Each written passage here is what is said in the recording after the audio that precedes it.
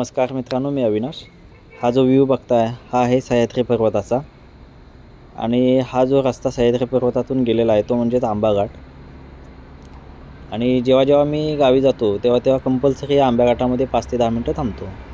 बरेचसे पर्यटक या ठिकाणी थांबतात, व्हिडिओ करतात, फोटो काढतात। कारण आंबाघाटातून जो व्ह्यू मिळतो ना, खरंच अप्रतिम असा आहे, एक नंबर असा बघण्यासारखा। त्यामुळं या ठिकाणी बरेचसे पर्यटक थांबूनच पुढे जातात। तर हे बघताय गणपती बाप्पाचं एक छोटंसं मंदिर आहे, जे कोकणात फिरायला गणपतीपुळे, मार्लेश्वर या ठिकाणी जे जातात ते या ठिकाणी दर्शन घेऊन आंबाघाटात थांबून मगच पुढे जातात। तर ओव्हरऑल मित्रांनो, तुम्हाला या आंबाघाटातील व्ह्यू कसा वाटतो,